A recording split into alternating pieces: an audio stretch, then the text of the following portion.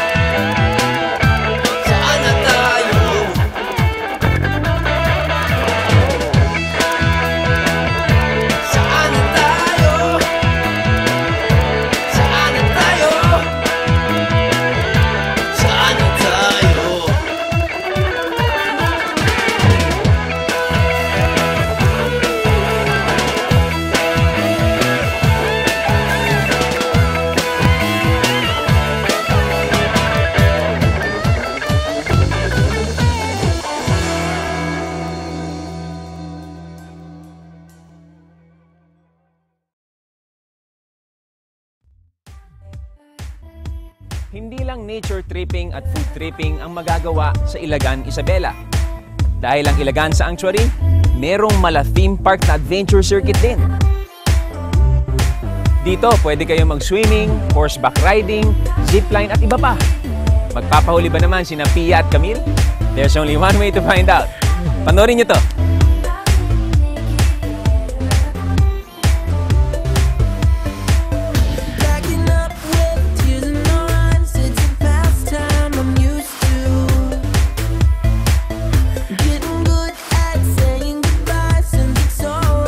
Nasa Ilagan na lang din kami mga katrip, kaya nilubos na namin ang lakwatsa at naghanap pa ulit ng sakit ng katawan. Adventure pala.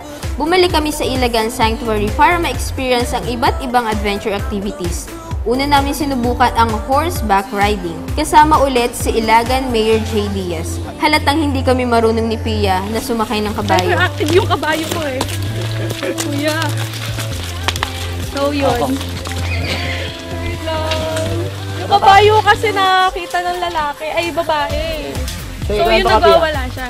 Ayun, ayun. Oh my God, kuya. Hindi ma'am, mabalik. Kuya, ayan. Hetong tip mga katrip, pwede kayong mga bayo papunta sa next adventure, ang zipline.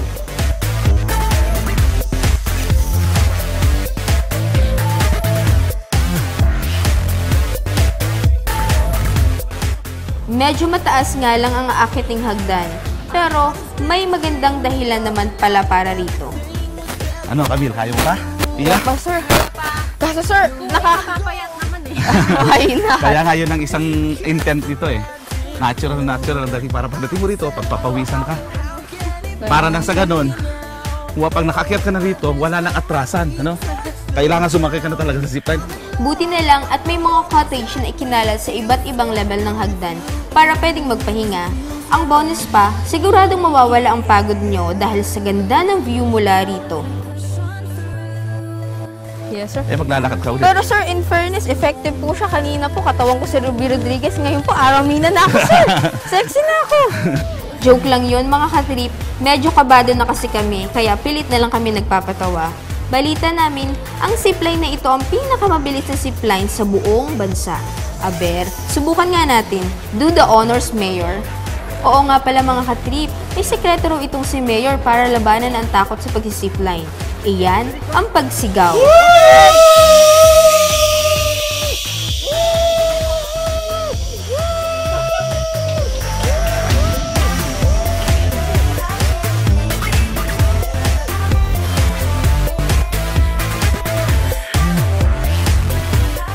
In fairness, mukhang effective naman.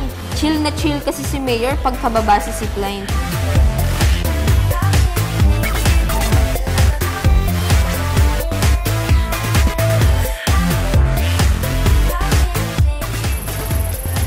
Kamusta po? Oh, talagang scary. Pero okay.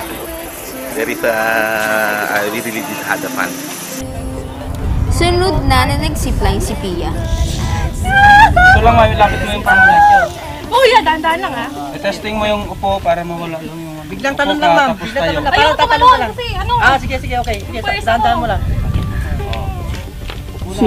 Pia! Pia! Pia! Pia! Oh, wag niyo katulad. Sige, dahan-dahan. Go! Wait lang, kuya. Sabayan mo lang, ma'am. Sabayan mo lang.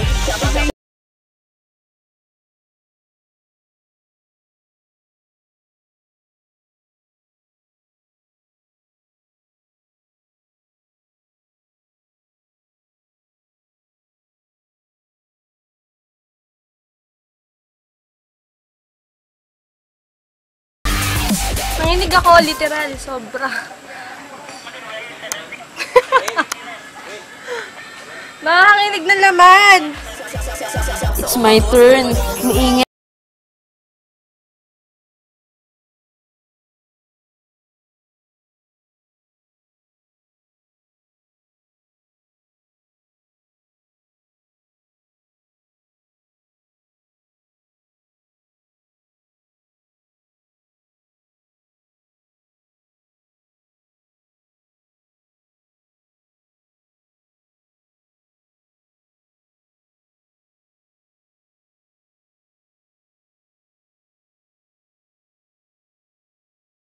Grabe, napaka-exciting. Grabe nung pagbaba, okay eh. I mean, pag before ka bumaba, nakakatakot eh. Pero during ng the zipline is ongoing, talagang grabe. Nung nandito na ako sa baba, gusto ko pang ulitin. Napaka-okay sa experience.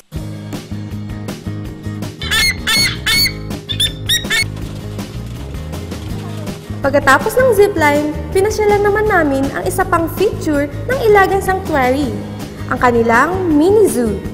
Una namin dinalaw ang kanilang mga ostrich. Actually, yung ostrich namin pinaka-favorite sa amin dahil pagdating sa pagkain, talaga naman yung isang kaban na feeds consists of 50 kilos yun, kinakain lang nila 3 araw. Dahil favorite ang mga ostrich dito, medyo naging spoiled na nga sila. Sinubukan namin silang pakainin din ng mga gulay, mga yung tulad ng mga pechay, ganun, repolyo, kangkong, pero mukhang ayaw eh. Kwento pa ni Sir Billy, balak nilang bumili ng dagdag pang equipment para maparami pa ang mga ostrich. Sabi nung, kasi nangitlog kasi yan, pwede pala siyang mapisa through incubator. Kaya lang wala pa tayong ganon. So yun ang plano namin na magparami din. So kailangan talaga namin ng incubator na para.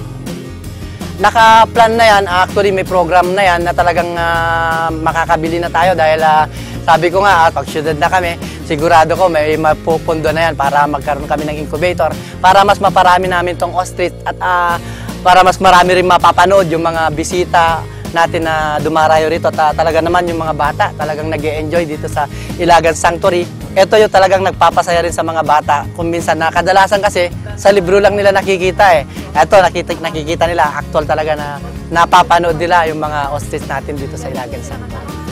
Bukod sa mga ostrich, highlight din ng kanilang mini zoo ang isang Philippine python na pinangalanan nilang Maria Jesusa. Yung big python namin na sawa, na talaga yun, nagtitimbang yun ng more than 75 kilos at may haba siyang 12 feet and 10 inches. Okay na, Pia. Pia Camille. Wala, nasarapan. Ayaw mo mali. Solo mo, sir. Kaya mo? Sir, solo mo. Philippine python na talaga naman very friendly siya, hindi siya nanglilingkis, hindi rin nanunuklaw sapagkat bata pa lang siya nun, talagang tinuruan na namin eh. Habang nag-iikot sa zoo, napansin din namin ang ilang tupa na malayong gumagala. Kwento ni Sir Billy, hinayaan daw talaga silang mamasyal sa umaga, lalo na kung kaunti pa ang tao sa zoo. Kumbaga sa manok, free range sila. Meron din sila rito ng mga Philippine deer na Pinoy version ni Rudolph the Red-Nosed Reindeer.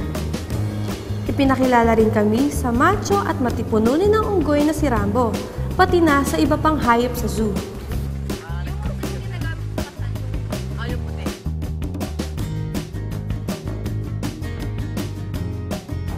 Sunod naman namin dinala ang aviary ng Ilagan Sanctuary.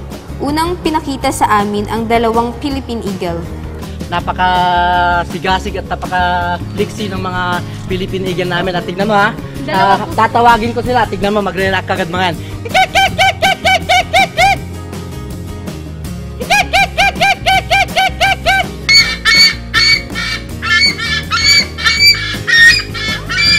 Siyempre, hindi kami nagpahuli. O ano kaya, Camille, ikaw, subukan mo naman. Tignan nga natin kung magre-react. Sige po, paano po? Lakasan mo. Aba, nagre-react ka. Oh. Tignan mo. Sabi siguro ng Philippine Eagle ako, ang kaganda naman ng mga yan. Taga saan kaya mga yan? Jowa yan, ha? Couple yan, mga yan. Ha? Thank you. Ay, laki. Bawal sila, no? So, sabi ko nga sila, masigasig at malipsig sila. Lalo pag mga, ayan, may mga tumitingin at nanonood sa kanila. Ayan, talaga naman nagpapakita sila. Ayan. Sabi nila faithful daw yan sa love. Ayun nga pagkakasabi, sapagkat kita mo na, dalawa lang sila. Walang kaagaw, kumbaga solo niya. Yun, kumbaga die hard siya, no? Parang yung lovebird. Nako mga katrip, mukhang hindi nagugustuhan ng mga kaibigan nating ibon na ginawa namin. Kaya para makabawi, pinakain na lang muna namin sila bago umalis.